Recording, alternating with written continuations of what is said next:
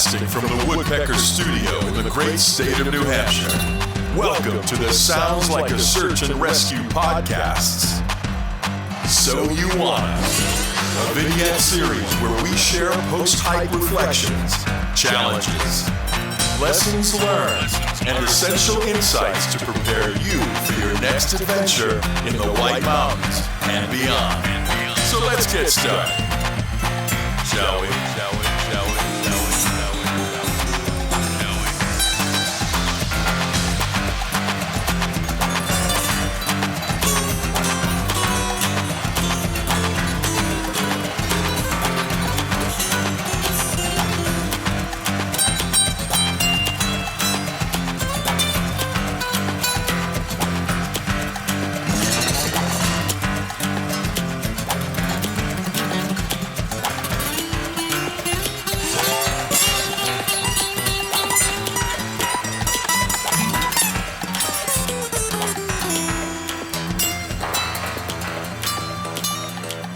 All right, Stomp, this is the pilot inaugural episode of the So You Wanna Hike series from the Sounds Like a Search and Rescue podcast. So I'm Mike, and with Stomp here, and we've got our special guest. We're joined by Patrick Hummel. So you want to hike Monadnock. Let's go. Let's do it, huh? Yeah. Let's do it. So, all right. So we, for the kick the show off, we figured we would scour the earth to find the world's foremost expert on Mount Monadnock. So Patrick Hummel is here. So Patrick, why don't you just spout out your resume quickly and tell people what qualifies you to provide us with some guidance about hiking Monadnock? Sure. Hardly an expert, I guess, but I would say that I'm at least a lifelong lover of Monadnock.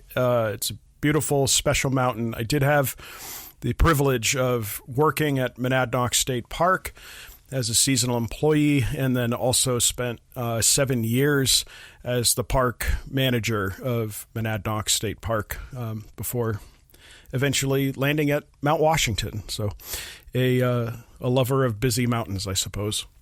Exactly. So we've had you on the show a couple times, and we'll put in the show notes those episodes if people want to learn a little bit more about you. But suffice to say, you can trust that Patrick has deep knowledge of Mount Monadnock. So we are going to get into details about everything that you could possibly want to know about hiking Monadnock. So I think we'll probably start off with a little bit of history, and then we'll get into the trail system. So Patrick, if I could ask you to just provide us with a little bit of background. So Mount Monadnock is sometimes referenced as Grand Monadnock. Why don't we start there? Can you give us the origin of the difference between referencing it as Mount Monadnock and Grand Monadnock? Yeah, I mean, it's obviously the same mountain, but there are other Monadnock mountains. You have Little Monadnock Mountain in Fitzwilliam as part of Rhododendron State Park. Gap Mountain, the neighboring mountain to Mount Monadnock, is often, or had been, sometimes known at least as Gap Monadnock. You have North and South Pack Monadnock, South Pack including Miller State Park. So the moniker of Grand Monadnock for Mount Monadnock was set to differentiate it from the other Monadnock mountains that are located in the area. There is also a Monadnock Mountain in northern Vermont as well. Okay, and Monadnock is an Abenaki word, so it's Native American, loosely translated to the place of the unexcelled mountain. Can you give a little bit of background about what you know about the origin of Monadnock? Yeah, I mean, that's the general exception to the loose translation of Monadnock as far as what it would mean. There's some variances of that, but that would be sort of the traditional translation of the name, the place of the unexcelled mountain. Monadnock as a mountain located down in southwestern New Hampshire is a lone standing peak, not part of any other range. Monadnock rises close to 2,000 feet above the surrounding area. The term Monadnock is also now a general geological term for a lone standing isolated peak after Mount Monadnock, and that was established by Webster's Dictionary back in 1900, and is so Mount Monadnock is a monadnock. So what's the elevation? The elevation is 3,165 feet. That's been the traditional height measurement above sea level for many decades. LIDAR recently might have pegged it somewhere at like 3,169, something like that. But I think the good old state LIDAR. park, the state park general approach, I think, is still to embrace that 3,165 elevation. Yeah. We should talk about LIDAR on the other show, Mike. It's a riot. I was changing the perception of some of these lists. Driving hikers crazy. Poor Yeah, Mount exactly. Tecumseh, right? Exactly. Yeah. Well, the Adirondacks have already gone through that, right? Yeah, yeah, we'll do a deep dive on that one, Stomp, but hopefully we won't mess with too many lists here. It should be mentioned that Mount Monadnock is on the 52 with the view list. And, Yep. Yeah. 500 highest, too, I think. yeah, and Patrick, to get there, can you just give the listeners a little bit of an overview on the general location of the state park and where what towns in New Hampshire it's located in? Yeah, physically, Mount Monadnock lies within the towns of Dublin and Jaffrey, New Hampshire. Again, southwest New Hampshire, Cheshire County, also the Monadnock region, right?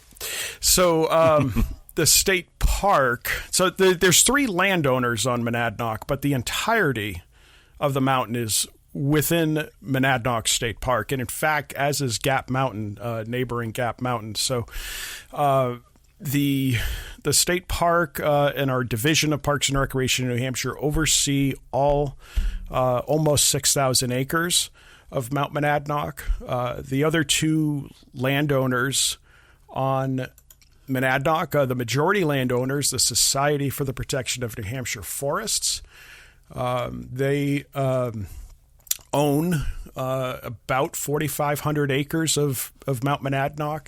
The town of Jaffrey also owns about 500 acres, but the state of New Hampshire has lease agreements for recreational management for all of the Forest Society acreage and the town of Jaffrey acreage. The state of New Hampshire owns about 1,000 acres directly. So combined, almost 6,000 acres of Mount Monadnock. Even amongst the 3 landowners, they are all contained within Monadnock State Park and managed and directly maintained by your New Hampshire state parks.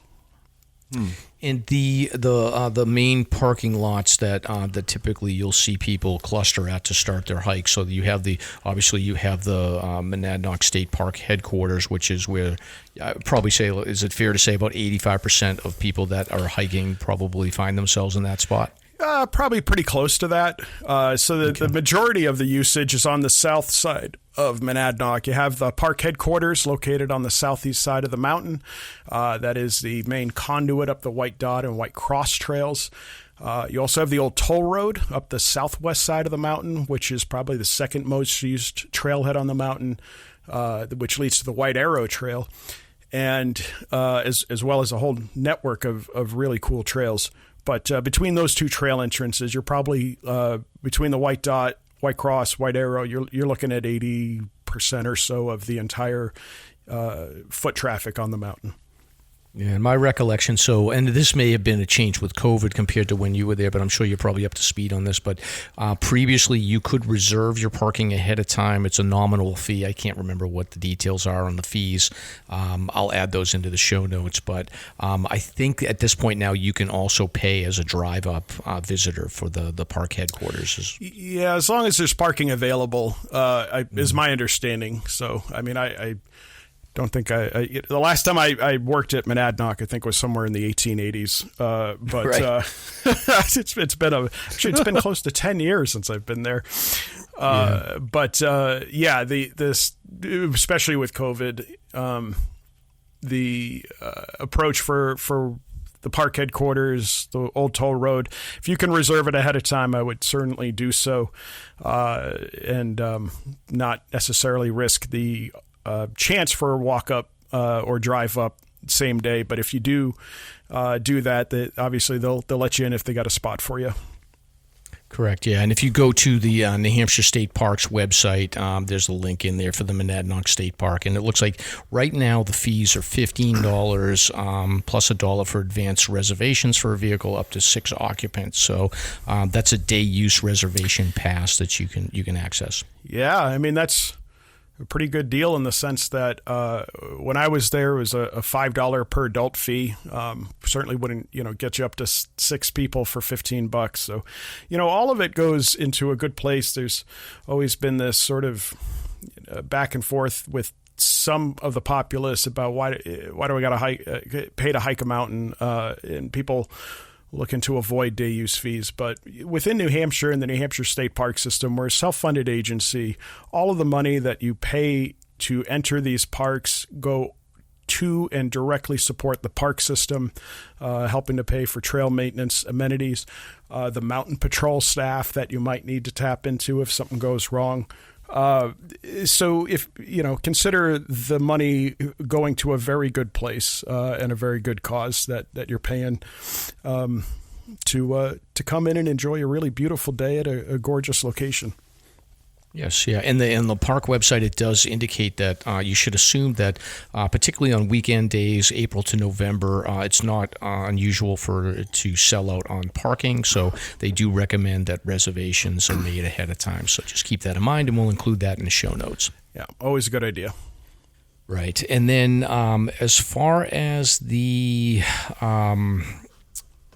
hiking goes, Patrick, just getting specific in there. So the trail names, they're unusual, where you've got like a lot of dots and crosses and colors and things like that. Can you give a little bit of background on the history on why you'll see like white cross and white dot and red dot and a little confusing, those interesting trail names? Yeah, a lot of the trail names on Monadnock are probably falling into one of two categories: either a trail named after a person or a landmark, or you have something like the white arrow, the white dot, white cross, red spot, and all of those would correspond to the trail blazing and the trail markings you're going to see on those trails.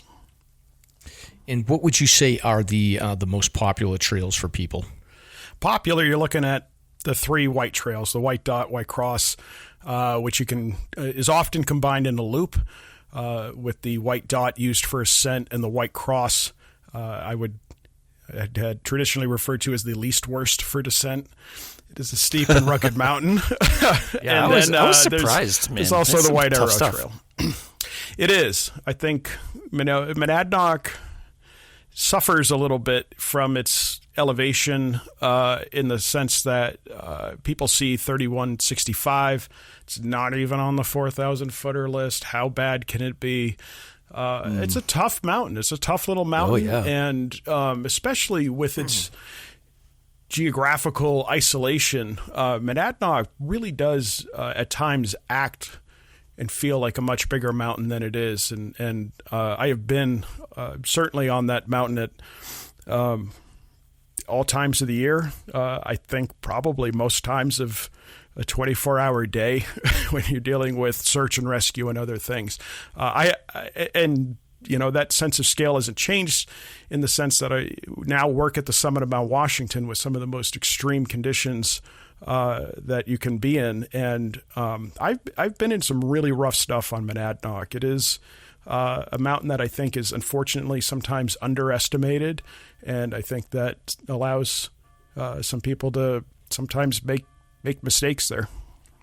Yeah, and I think my experience with Monadnock, especially coming in from the park headquarters when you make your way up the the white dot trail and then the various options, is it does have a sense of lulling you into a feeling that probably the first half a mile or so is pretty gradual. So I think what ends up happening is that it starts to get spicy as you get along, but you've already invested, hikers who have invested time and energy to get to a place where all of a sudden it becomes a little bit more difficult. So I think that's where they have sort of a sunk costs situation where, it's kind of easy the first half mile or so, 3/4 of a mile, and then it gets pretty spicy. So can you describe, if you're going to come in from the park headquarters, what's the typical experience on that lower elevation, and then at what point does it start to get spicy? If you're heading up the main highway, the White Dot Trail, you are looking at a little less than a mile of you got some climbing, but nothing overly significant. Once you start hitting the area of Falcon Spring, where the White Dot Trail junctions with Cascade Link, that's sort of, you start running into your first wall there.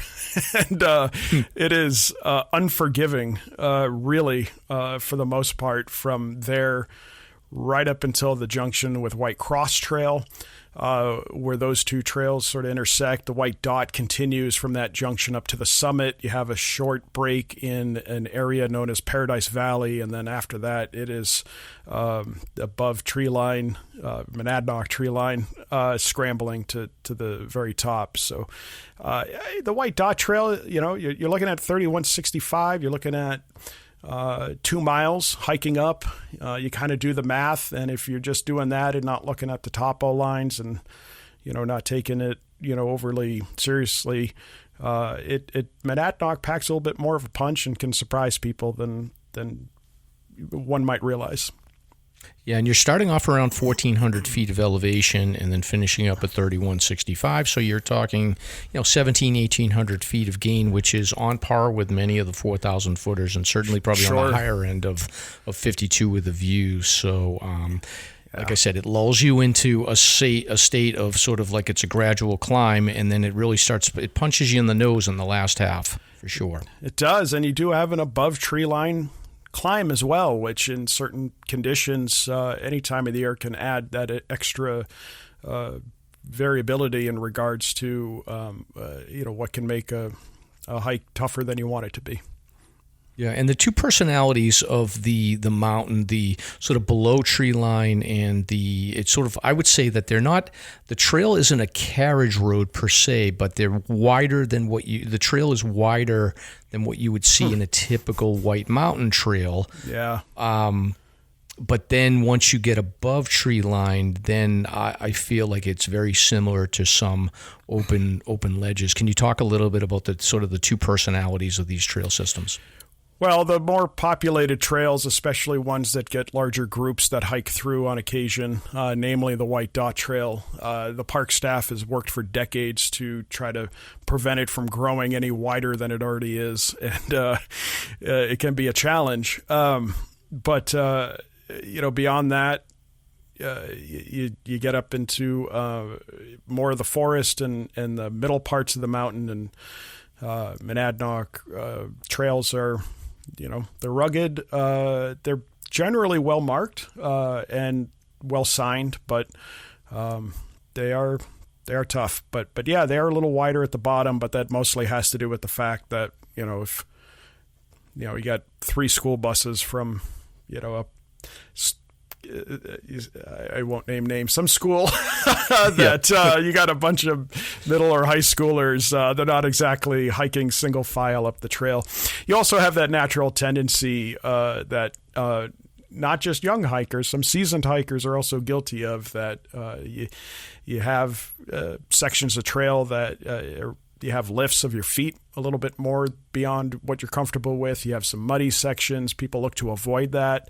So they step to the sides of the trails to avoid these things, thinking, well, I mean, what's the big deal if I do it? And when you multiply that by a few thousand, then it starts impacting the edges of the trails in a negative way. Right, and then when you do get up above tree line, we might as well talk about this. So we'll talk about the trail systems in a little bit more detail. But you do get it gets very slabby, and there's some. They do have a lot of rescue issues, because what ends up happening is that especially if the rock and the slab is getting wet, then you have a tendency to see people slipping and things like that. But generally the summit area and pretty far below it, I don't know elevation wise how far down it goes, but you do tend to have pretty open. An open summit area. Can you talk a little bit about the history behind how that summit came to be, and maybe we can even get into some of the folklore around it?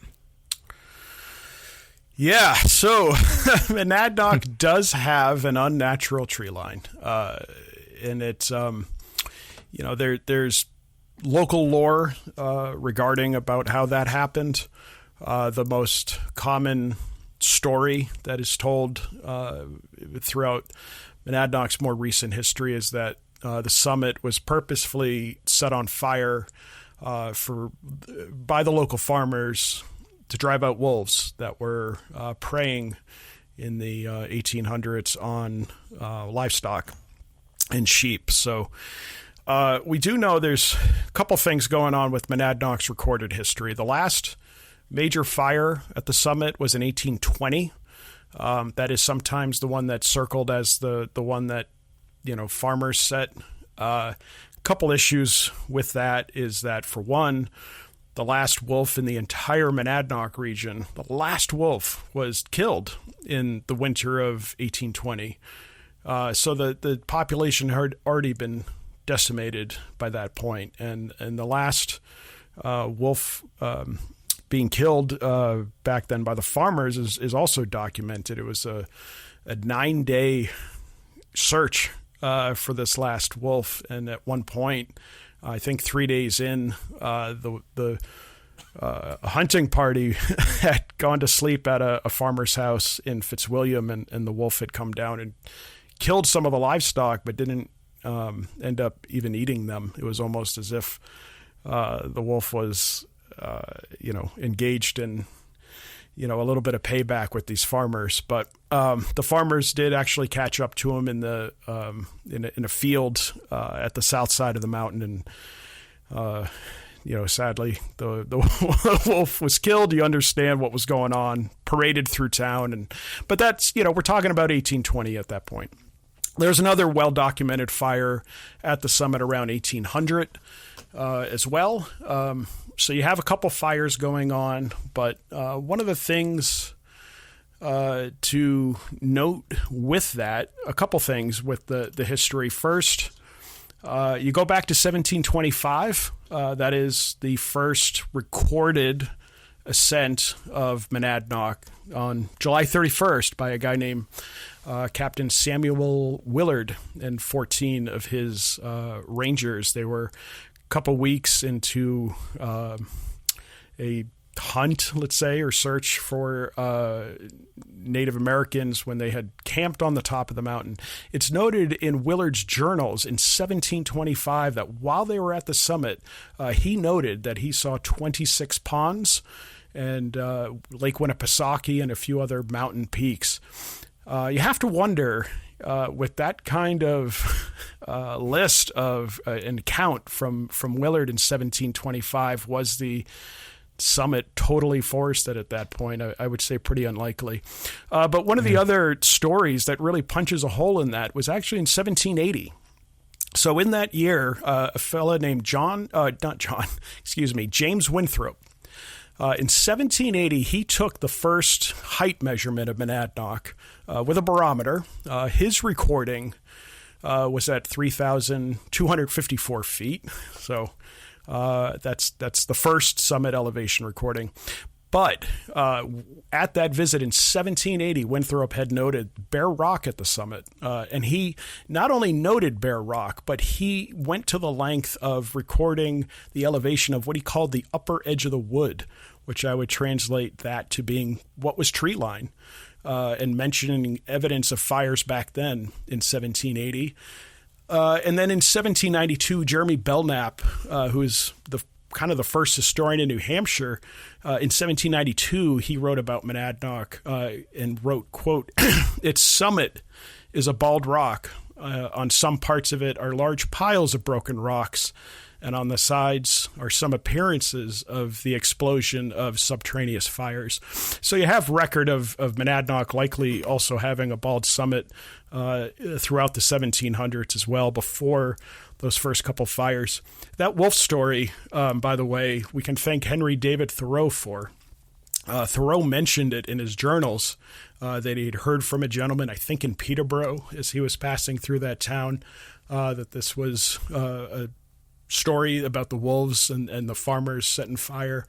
And Thoreau just mentioned it as this is what this guy told me, that he had heard from, his uncle's cousin's girlfriend, whatever it might be. But I think because it ended up in Thoreau's journals and Thoreau wrote it, I think that story ended up carrying a little bit more weight over time and sort of got accepted by a lot of locals and other people familiar with Monadnock as sort of an assumption as to what happened. But I would have to think that in the 1800s, if farmers were still struggling with wolves and the threat to the population of their livestock, rather than setting fire to the mountain where they were holed up, which wouldn't solve the problem, it would simply disperse those wolves, they would hunt or trap them, and that's exactly what they did. So. Yeah. It sounds like it's just as likely that it's a Monadnock that probably got hit by lightning strikes, and it's just as likely that fires could have occurred because of that. Yep. Yeah, and the local farmers did set fires to some of the slopes when they were trying to clear them. That was how they cleared land back then. So it's not as if fires in Monadnock or anything in the region wasn't occurring, but the whole story about this wolves. Holed up on the mountain and all of the brush and the farmers setting fire to them to drive them out seems, just seems unlikely. This seems like a history with fire with this mountain. Can you talk about the Halfway House Hotel and that history with fire? Yeah, well... It's like, what's the story with Monadnock and fire? Well, it's not just Monadnock. I mean, look at fires at any of the grand hotels that sprung up, even in New Hampshire and the White Mountains, certainly, and the summit of Mount Washington, where I am now, certainly has had its own history with fires. So I think it's just more part of what happens over time. But the Halfway House is a hotel. Originally, it was called the Mountain House, and eventually became the Halfway House as a hotel. There wasn't people seeking that as some kind of rehab center. But the Halfway House Hotel had a few iterations over time. It had a history of fires. The Halfway House Hotel last burned down in 1954. It was located on the southwest side of the mountain. And you can find it at the top, well, the site anyway, at the top of the old toll road at the base of the White Arrow Trail. There is still there's an open kind of space there. It's got a kind of a nice view, both of the summit and off to the west. But there is some chiseling in the rocks on the site on a slab just to the edge of the woods on the site that notates the history of the hotel there. And so the 1954, cool. It was in April, it burned down for the last time.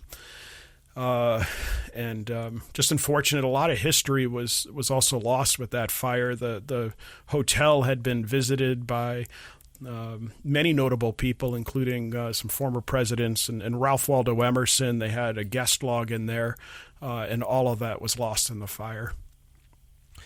Can you talk about the impact of the Halfway House on the trail system from the old toll road? So it's really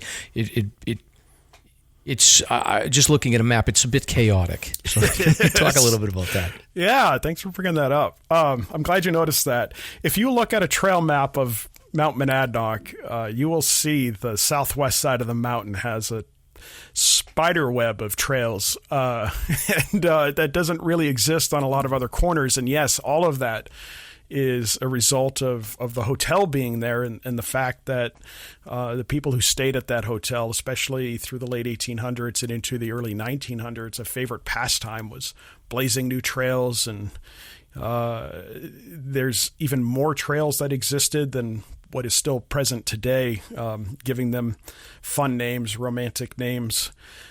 So there is a cool network of trails that is still over there. And the southwest side of Monadnock, like a lot of other corners, there's some really cool parts of that mountain that I find a lot of people kind of miss. The White Dot, the White Cross Trail, great introductions to Monadnock. The White Arrow Trail, also a fine introduction to the mountain, also the oldest trail on the mountain, the White Arrow.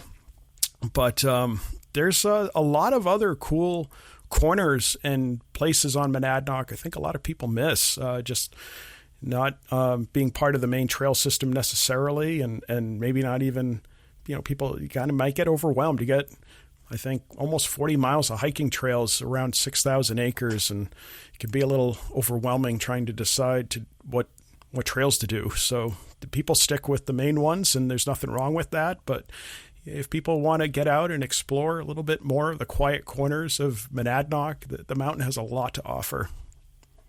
Yeah, and I guess we're making our way around clockwise here. So the next up would be the Dublin trailhead, which is on the northern side of the mountain, correct? It is, yeah. So the Dublin Trail is, when talking about hiking, I often do this at Mount Washington. I had it a little bit at Monadnock. I don't like using the E word, being easy. That's all subjective. And as people ask, what's the easiest trail? I'd say, well, maybe the least worst, least difficult, whatever it might be. But you want to just tell people what the trail's characteristics are and let them decide, because what's easy and what's not is different and changes depending on who you are. The Dublin Trail, though, I would say a lot of people refer to that as probably one of the least challenging trails on the mountain, and that's not to say that it's easy necessarily. But that trail that climbs up the north side is found off of Old Troy Road, which is a back country dirt road that leads to that trail entrance. I also wouldn't dare drive down there in spring mud season, which is going to be coming up. In fact, the road is usually closed, so I would wait for that road to either open or just wait to get into firmer conditions. I kid you not, I've dealt with situations back there where a person tried to drive back on Old Troy Road, got stuck, tow truck came out, tow truck got stuck, and now you got a tow truck pulling a tow truck out before you can get the car out. So it can get pretty sloppy. But during the summer season, and definitely the Dublin Trail is a great trail and leads you right up and down. It is also an older trail on Monadnock as well. The Dublin Trail dates back to, it's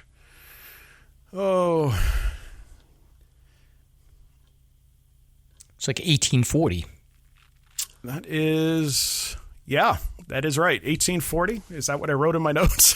Yep, that's what you got in the notes there. I'm glad I shared those with you, Guy. Yeah. Right. So the Dublin Trail dates back to 1840. So it's still one of the oldest trails on the mountain. It was originally known as the Darling Trail because it was blazed by a gentleman named Luther Darling who lived at the base of the trail.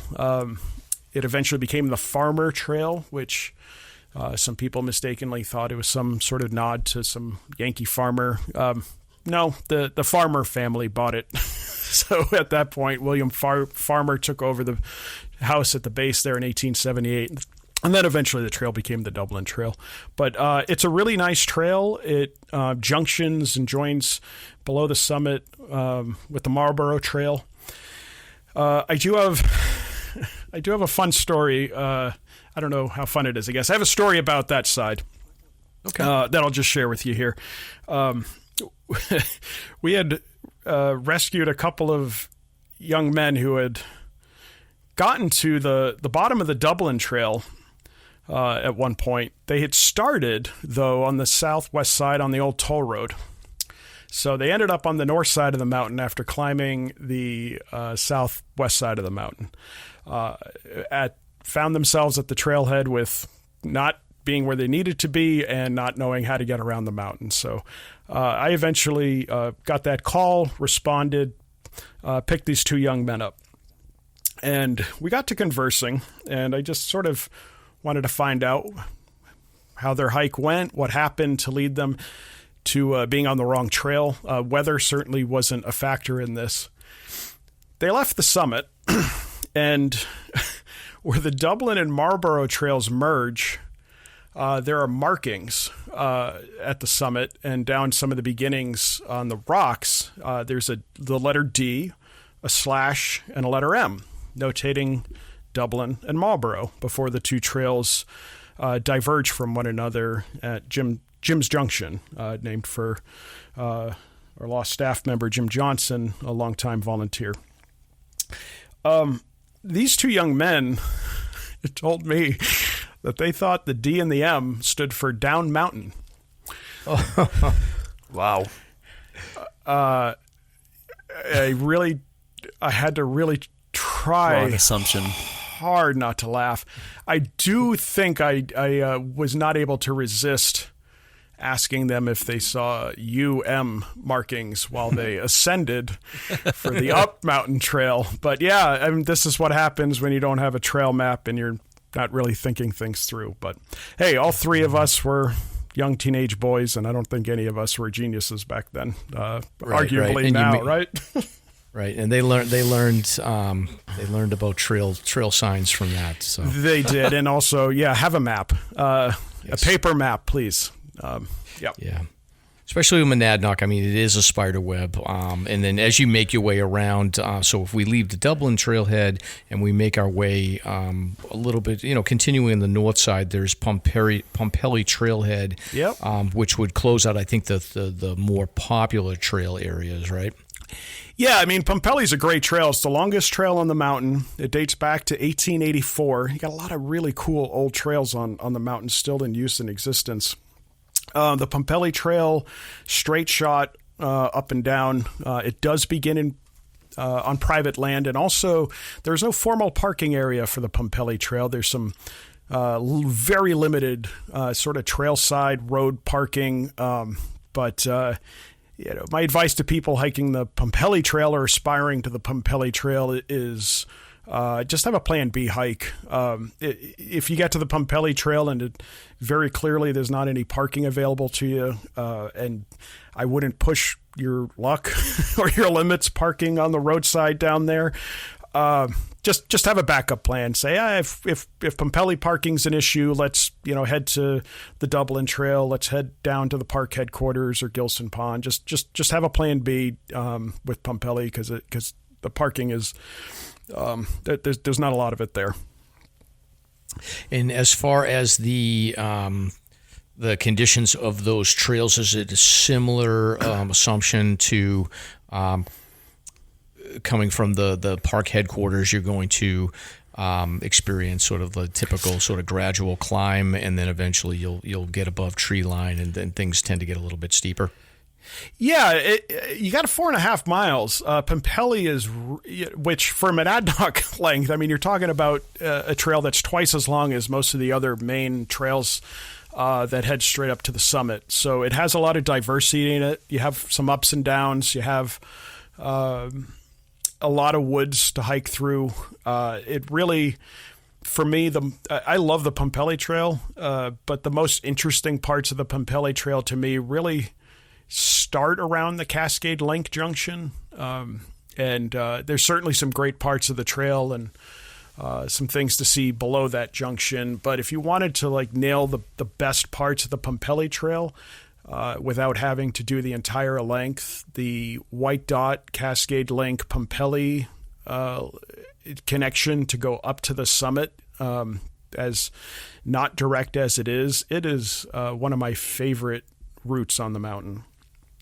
Yeah, and I think the benefit of the Pumpelly side of the mountain, from my perspective, is that, certainly you want to make your way to the summit, but I feel like there's many different options as you approach. You get to around 2,800 feet to 3,000 feet. There's so many ledges and options for you to just sort of park down, have lunch. You're not going to deal, even though the summit will tend to get really crowded.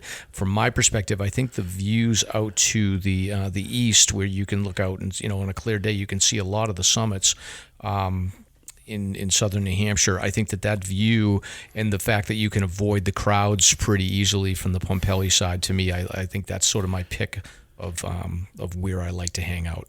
For sure. Yeah. Well put. The climb up the North Ridge, you really get some benefits on Monadnock on along that ridgeline that you don't get in a lot of places on the mountain, in the sense that those areas that offer views are pretty sweeping, both to the north, south, the east. The approach and the view of the summit as you work your way along the North Ridge is pretty spectacular as well. And as you mentioned, the summit, of course, being where everyone wants to be. I've done hikes up the Pumpelly Trail where I sort of, probably like you, treated some of those upper ledges before you start getting into the busyness of the summit as being sort of my summit, in the sense that this is where I'm going to hang out. This is where I'm going to take the mountain in. This is where I'm going to have my lunch or my snack. And then if I do have aspirations or plans to hit the summit, or my hiking route takes me over the summit, I'm sort of getting up there and kind of passing through in a way. So it does allow you to have that flexibility if any crowding or population at the summit itself is some kind of deterrent or taking away from what you're looking for in your day on the mountain. Right. And then from your perspective, aside from what we just talked about for Pumpelly, any other big, I guess, lower elevation viewpoints, outlooks, outcrop? I mean, I know there's a ton of them, but what stands out to you? I used to keep a lot of this close to the vest. Yeah. You don't have to give away your really top secrets. Hey, but I'm at the top of Mount Washington now, so I don't mind spoiling stuff for people. No, some of them, I mean, I tell you, you can have a full, amazing day on Monadnock without ever touching that summit. And that is one of the really great things about that mountain. The whole Pumpelly Trail, it's the North Ridge, for the record. That section offers so many pockets and places. Some other really great spots for people to consider checking out. Bald Rock is a favorite of mine on the south face of the mountain. The Cliff Walk Trail leads up and over that. You can get there through the park headquarters by connecting through the Parker Trail, the Lost Farm Trail. And then the Smith Connecting Trail that leaves from there is also pretty spectacular. But Bald Rock is really a beautiful, special spot on the mountain. Monte Rosa is also a really nice spot. That's on the southwest side at the top of the Ferry Spring Trail. Monte Rosa has a weather vane on it, still there. Not the original, of course, but the weather vane was placed on Monte Rosa, which connects back to the halfway house, so that at the hotels you could look up to Monte Rosa and see which direction the wind was blowing in. The hotel obviously gone since 1954 and wasn't in use before that, but the weather vane still persists, and it's a nice little quiet pocket and some really cool trails between Ferry Spring, the Monte Rosa Trail. The Smith Summit Trail that leads from there is one of my favorites. A lot of cool corners of the mountain. Marlborough Trail also offers a couple of really cool ledges that you can get some viewpoints and kind of take in things without having the circus of the summit around you. Got it. And then the as far as the kind of offbeat trails for me, I mean, what I will tell you is I typically, when I've hiked Mount Monadnock, I prefer to I'll start at the state park parking lot and then go up to the main trail and then cut over to, let me make sure I get the name right here. This is Cascade Link that you had talked about.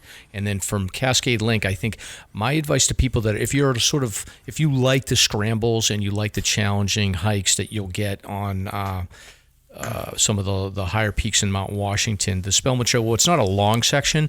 It's probably, and maybe there's some other sections that I'm not familiar with, but for me, for rock scrambles, if you like that feel, then I think the Spellman Trail probably offers the best option on the mountain for that. It does, yeah. The Spellman sometimes is mistakenly called the steepest trail on the mountain, which end to end it isn't. I think the Marlborough Trail would be, but the Spellman has the steepest section of trail on Monadnock. I would not recommend any people descend on Spellman. You can do it. It's just you're more prone to probably falling, slipping, and it's just not a good time anyway. But the Spellman on the way up, steepest section of trail, it's a cool trail. And the Red Spot Trail also is pretty tough, which runs parallel off of Cascade Link, parallel to the Spellman Trail, junctions with the Pumpelly Trail a little bit below the summit. The Red Spot Trail, that can be a tough little scramble as well going up there. Yeah, and I like those because it gives you the option, so you don't have to stress out about the parking situation of Pumpelly. You can reserve your parking at the headquarters, and then you sort of avoid the crowd as you cut over to Cascade Link. And then it also gives you the benefit of exploring that North Ridge where you can sort of take your time and avoid the. So for me, it's like if you're looking to avoid the crowd, it is a little bit more work on Spellman or Red Spot. But for me, I like that route. Yeah, I mean, they're great trails. They're just, they're work. Monadnock's work. It's not an easy day. The headquarters, though, man, you have, some people think, it's too busy over there. That's where a lot of people are parking, but a lot of people are just heading up the dot and the cross. You have an outlet at the park headquarters to the complete east and northeastern side of the mountain with the Pumpelly Trail, plus the Spellman, Red Spot, and other trails up the east side of the mountain via the connection with Cascade Link. You have an outlet through the Parker Trail, Lost Farm Trail, Cliff Walk, which is absolutely one of my favorite trails, to the complete south side of the mountain. So parking at park headquarters, especially if you're able to reserve ahead of time, has the benefits of peace of mind in advance that you got your spot when you roll in there. And then it gives you so many different options to build out a really fulfilling, awesome day on the mountain. It has a lot of benefits to it. Yeah, and there is a culture of, there's people that frequently hike it. I think there's been gentlemen that have have hiked it 300 days in a row, and there's the option for you to redline or trace all the trails as well. So there's certainly some challenges. You can make up your own list to pursue Monadnock, but there's miles and miles of trails there. There is, almost 40 miles of hiking trails. It also is a really cool, really great Nordic ski network that a lot of people don't really know about or utilize. They're ungroomed trails, of course, but there is a great network nestled in the woods between the park headquarters area and Gilson Pond to expand your ability to explore Monadnock's woods and spend some time on a really special mountain. So it offers a lot of variety.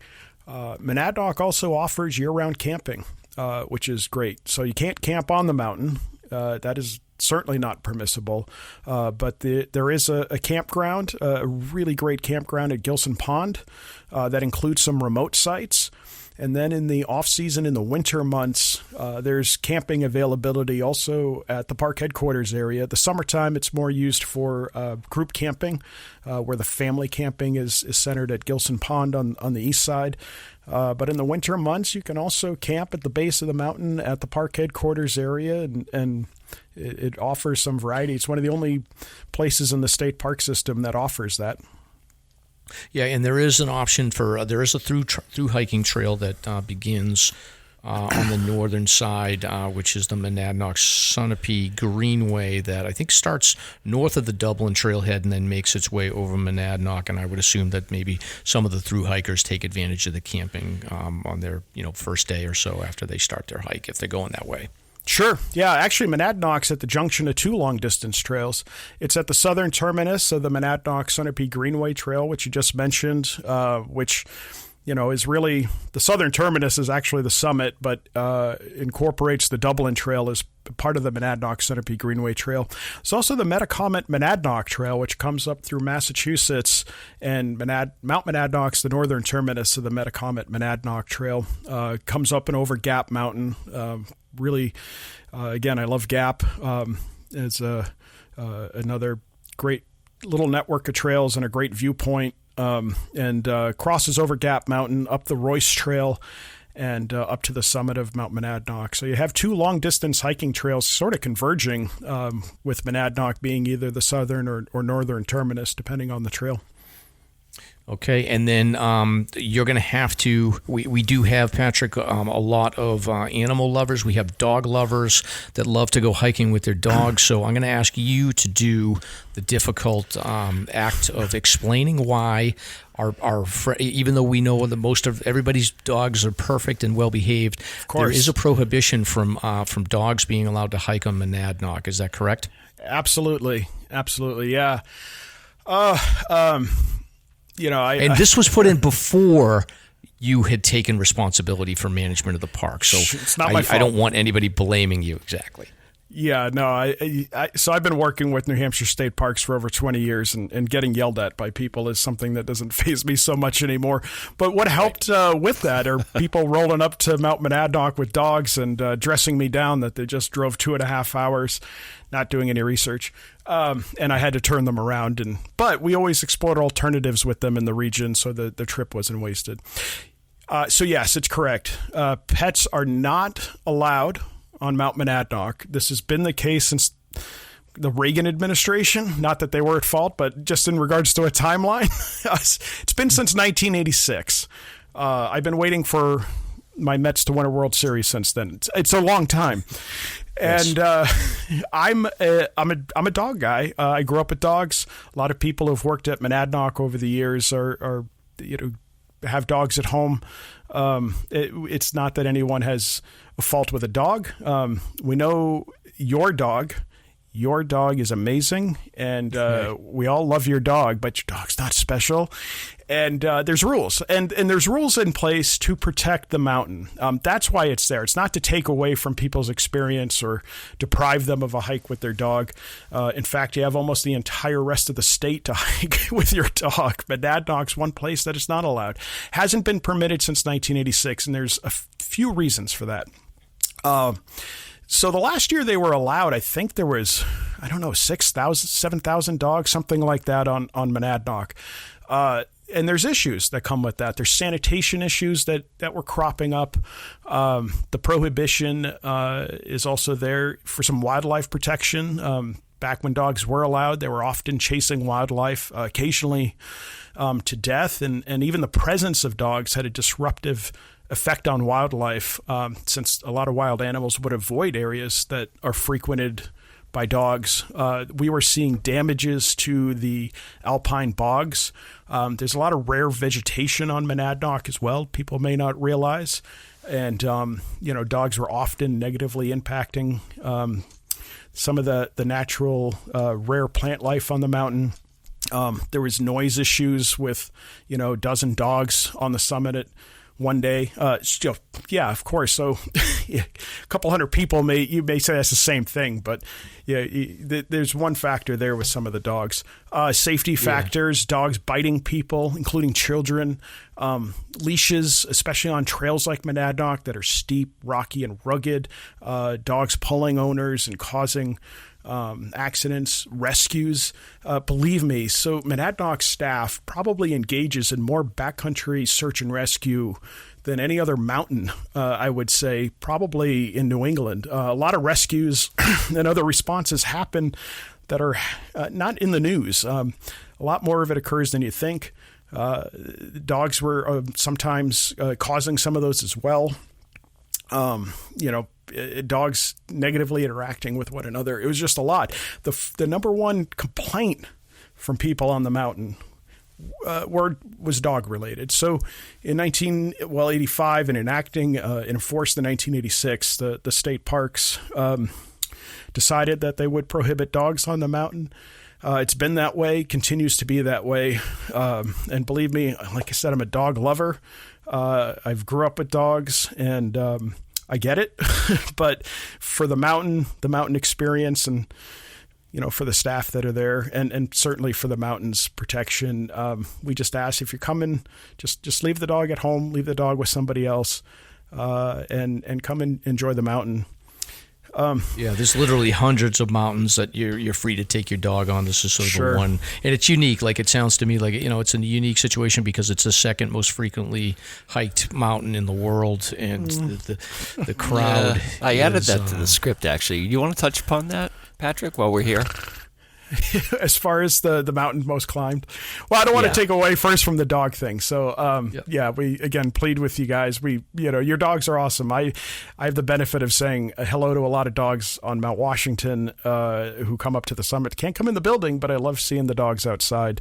It has nothing to. It's not personal. It's just we're trying to protect a very special mountain that's very fragile, and we struggle with balancing the human use on Monadnock, let alone adding the dogs in. So, beyond that, Monadnock's moniker of being one of the most hiked mountains in the world.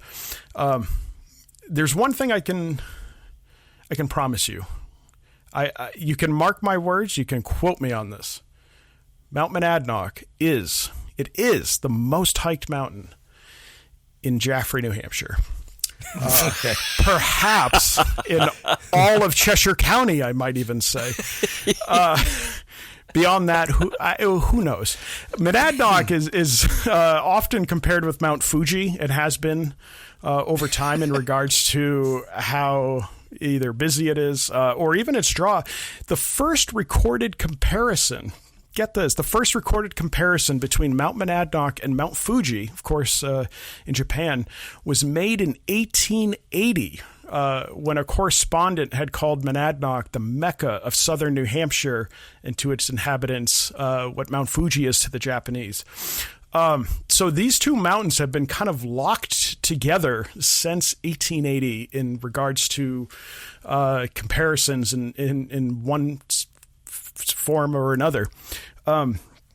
What was uncovered as decades of debate about the most hiked mountain in the world, is it Monadnock? Is it Fuji? All of it was put to naught. Is it Mount Major? Well, it could be at this point. Mount Major has certainly got its fair share of visitation, but all of it can be tabled in the sense that at least we know Mount Tai, Tai, Mount Tai in China, it blows Monadnock and Fuji out of the water. So we can put all that to rest. It's also, kind of subjective. There were some I would say complaints, but there were people who Fuji was ahead of Monadnock, and then Fuji put, I think, a tram or something in, and then there was people who saying, oh, well, that doesn't count. Monadnock has more climbers. There's any kind of way to quantify it, but so I don't know. We know Mount Major's got a ton of hikers. We have a lot of mountains that they got a lot of people on it. Mount Washington's got certainly its fair share and in the upper echelon of numbers, comparable, not up to, but in the sphere of even Monadnock. So, who knows? But we can say that Monadnock is, one of the most hiked mountains in the world. One of the most hiked mountains in the world. Could be the most hiked mountain in the U.S. or even the Western Hemisphere. But, a lot of this came... we can blame one of my predecessors inadvertently, Charlie Royce, Charlie managed Monadnock from 1955, I think, to 1965. Wonderful man. He has since passed, but I got to spend some time with Charlie and his lovely wife Ann at their home at the base of Monadnock and talking a lot about the mountain. Charlie, at some point, he was thinking about how busy the mountain was on a Columbus Day weekend, which is a rough weekend if you're employed there. And, he called around to some other places in the U.S., some other mountains, and he was finding that some of their annual visitation estimates were what Monadnock was experiencing on a Columbus Day weekend. And he just said, I think Monadnock might be one of the most climbed mountains in the U.S. or even the world. But it wasn't anything that he stated with any fact, but Charlie was right. Monadnock's well traversed. The Monadnock Chamber of Commerce sort of took that and ran with it and, started referring to Monadnock as the most hiked mountain in the U.S. And then the debate between Monadnock and Fuji got kicked up again. So, we Once just the know marketing pipeline gets a hold of something, then it can get around the world before you can get your pants on. Exactly. So took on a life of its own. I don't know. I can tell you from both being a staff member there and also being responsible for that park as the park manager, there are days where Monadnock sure as heck feels like the most hiked mountain in the world, just being so inundated at that park. But yeah, so another common thing, Monadnock, most hiked mountain in the U.S., most hiked in the world, second most in the world. Who the hell knows? But it's well loved. I can assure you that, and Monadnock's not short on visitation. So. Yeah, and I would guess it's a very common story. Like you'll have people that probably, maybe they'll go in that school group or they'll go on a hike with, the Boy Scouts or some other group, and they get exposed to the mountain as a young person, and that memory sticks with them, and maybe they go out hiking again. They go, oh, you know what? I remember going hiking when I was a kid in Monadnock, and then, sure enough, that memory may just push somebody to say, like, let's go out and try some other hikes. And I think that it's probably responsible for piquing the curiosity and the interest of a lot of young people that eventually go on to sort of embrace their love of the outdoors. You're speaking to me. That's exactly it. I grew up not with the upbringing in the outdoors. I grew up in Jaffrey in the shadow of Monadnock. It drew my eye from the time I was a young child. And, I didn't have anyone to show me the ropes. I just went out and started hiking it and made a lot of mistakes. Monadnock's a forgiving mountain. Not that people shouldn't be well prepared, but it's a good training ground, for, especially a young, not so bright teenager like myself to sort of kind of get into hiking without really having anyone to tell you what you should be doing. And I came home often from Monadnock going, maybe Doc Martens aren't the footwear. Maybe I should have more water. Maybe I need to be more aware of the daylight, So it allowed me, Monadnock really did allow me to make enough rookie mistakes, and I was aware enough to recognize them and learn from them. When I started working at Monadnock, I was observant to the people who I worked with, especially some of the old timers, whether they were people who worked at the park or hikers, regular hikers who had been on Monadnock for a long time, observing, listening. The other benefit I had that most others don't is, as I mentioned, that search and rescue component.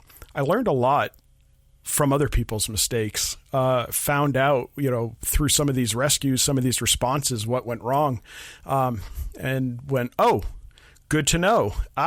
Okay, something I need to be aware of here.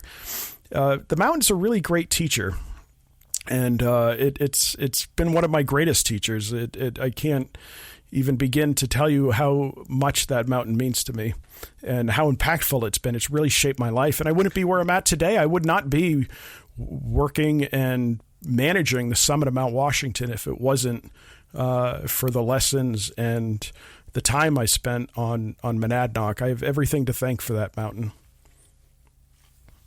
Yeah, and it's a lovely mountain, and the nice thing about it too is that there's plenty of post-hike options for food and drink and things like that. We won't get into the details on that, but I'll include those in the show notes for people. So it is. My approach to Monadnock has always been that it's my Friday afternoon hike. So if I can get out of work early at 2-3 o'clock in the summertime when I have a lot of daylight left. If I can get on trail by 3 o'clock, take my time and get down, just before sunset, and then go out with, whoever I'm hiking with and go grab dinner somewhere or grab a drink. It's really, to me, it's a great way to cap off a work week. It's one of Monadnock's appeals. That mountain is within a day's drive of so many people, and a lot of people, like you just mentioned, you can go hike Monadnock and still be home in time for dinner, with getting a full day on a mountain, getting a full hiking day in. And that's always been one of the appeals to the mountain. In addition to the mountain itself, it's 360-degree panoramic views. And of course, all of the things that have drawn people to the mountain, whether it's through hiking, through the arts, it just, I don't know, that mountain has something that pulls you in. I will say, a lot of people, if you're looking for isolation, if you're looking for, immersion in nature, you can certainly find pockets on Monadnock to get that experience, just not necessarily on the summit. But if that's what you're into, or if Monadnock isn't appealing to you because it's sometimes busy and because there are a lot of people on there, that's okay. Monadnock, I've really heard to refer to as like it's a people's mountain. The mountains there is, to be there a lot as a community. There's a great hiking community there. You're going to strike up conversations there. There's a lot of good interactions there, but it's a people's mountain. So if isolation, is what you seek, unless you kind of know where and when to go on certain pockets, Monadnock maybe isn't the mountain for you, and there's nothing wrong with that. But for the people that are drawn to that mountain and the community that builds there, and the general draw and the connection for people there that's sort of the type of mountain it is, which sets it apart from some other mountain peaks around New Hampshire. One of the things that I used to do, when you're running a park, whether it's Mount Washington, whether it's Monadnock or somewhere else, you get sort of lost in the shuffle a little bit. You can get overwhelmed, burdened. It's a lot of stuff that can really just wear you down.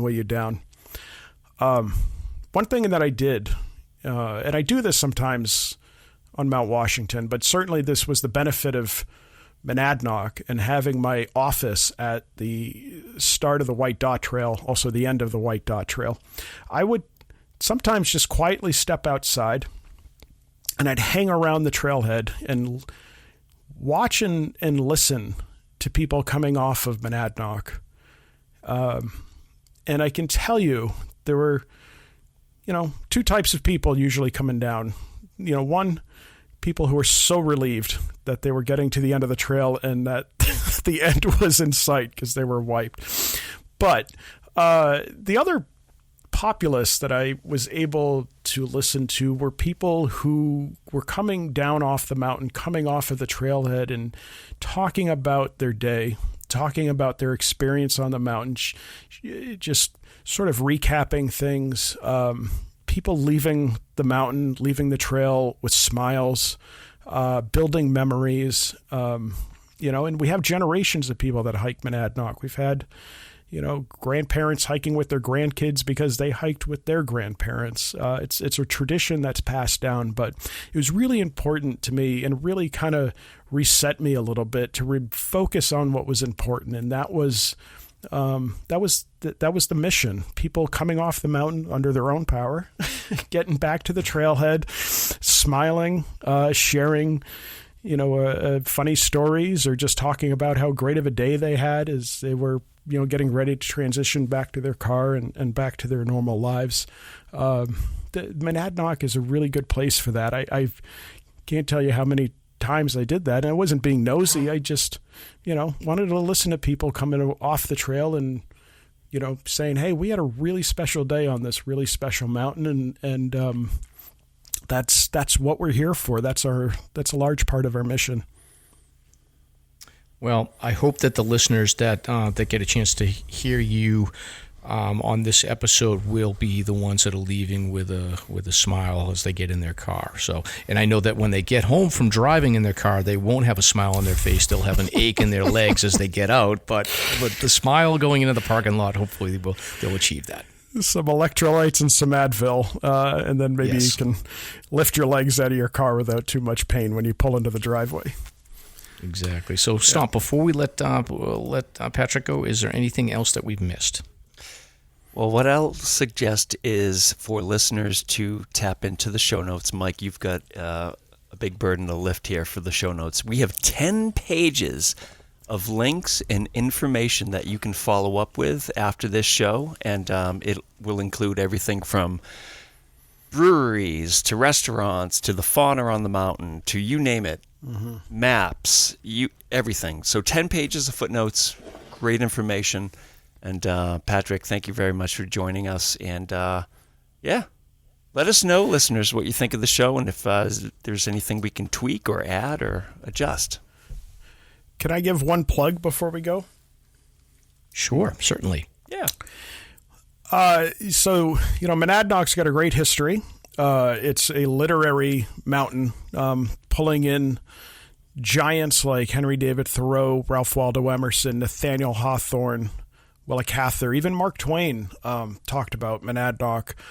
Painters, William Preston Phelps, who's my favorite Monadnock painter, Abbott Thayer, an amazing individual, the McDowell Colony out in Peterborough. You've had musicians, dancers. Monadnock has a very special lore to it. And in this plug, you don't have to necessarily know anything about Monadnock. If you do, you may already know about this. If you don't, and you want to learn a little bit more about what makes Mount Monadnock so special, its history of conservation, preservation, the fact that actually the mountain now is like very largely similar to the same as Henry David Thoreau experienced 150 years ago, or more, 150 now. There's a film that was put out by a small company, Rabbit Ear Films, my buddy Dan White, Steve Hooper, and some others, that is now streaming on PBS. It came out last fall. It's called Monadnock, The Mountain That Stands Alone. You can stream it on your PBS app or through the website. It's about an hour long. But I implore you, run, do not walk to this film. View it, see it, and that film within 60 minutes, I think, really encapsulates how special Monadnock is, the battles that have been fought and won over time to keep that mountain the way it is, and hopefully it will continue in perpetuity. My pal Dave Anderson did a great job being interviewed in that, as well as some others. So I would just really, you don't have to know much about Monadnock, I think, to get some takeaways of that film. I really strongly encourage people to check that out. And for mountains and other natural places that are special to you, I'm sure you'll at least take some parallels and comparisons away to go, oh yeah, this is how I feel about, this place that I think is special. But that's not going to set you up to hike Monadnock, but it will really set you up well to experience and appreciate how really wonderful this mountain is. Excellent. And we will make sure that we include all of this in the show notes. And then there's also some books that you had recommended. Some of those are, I think one of those books, at least the Annals of the Grand Monadnock, I think is in available online. I don't think it's in print anymore, but then there's some good available print books that you can buy as well. There are. I mean, Monadnock's history is amazing and so deep and rich. And there's been some good books written over time. The Annals that you mentioned, as well as Monadnock Across 3 Centuries, the Monadnock Guide by Henry Baldwin, Craig Brandon's Monadnock, More Than a Mountain. If you can't find these books easily, reach out to Patrick. I only have one copy of each. Patrick's library. However, your local library, don't forget that exists and is a wonderful resource in your town. And some of these books may either be found there or linked through there. But once you start getting into Monadnock's history, it's so interesting to me. And it I don't know. Like I said, I grew up in the shadow of the mountain. I grew up. Is just my eye being constantly pulled to Monadnock, just driving around from the back seat of my parents' car, coming back from visits out of the area and trips out of the area, looking for Monadnock on the horizon as, that location of home. It's just a great mountain, and it's got a really great history, and Monadnock has been fought for over 100 years to protect it from various forms of development and exploitation. And, there's a reason for that. There's other mountains, including the one I work at now, that maybe didn't benefit from that for different reasons, not because those mountains aren't special or aren't deserving, but victories were not won. Monadnock had victories won over and over and over again, and I think there's a reason for it. And once you start delving more into its history and why, guys like Henry David Thoreau and Ralph Waldo Emerson and beyond were so drawn to that mountain. They still are today. And to me, it sort of, I don't want to say justifies, but it validates a little bit of like, I'm one of countless people that have a sense of place and just recognize a really sacred, special mountain. And thankfully, those victories have been won over time, and hopefully any threat in the future will continue to. Monadnock is a true survivor. Excellent. I think with that we will we'll wrap this up, and I think you put a real nice bow on this, and I'm excited to get out there. I'm looking at my calendar trying to figure out the next time I can get out to Monadnock now. Yeah. As my pal Dave Anderson had noted in the Monadnock documentary, which I've shared the same thoughts and conversations with him. I've never left Monadnock in a worse mood than when I got there. Yeah, exactly. All right. Well, thank you very much, Patrick. Yeah, thank you, guys. Thank you.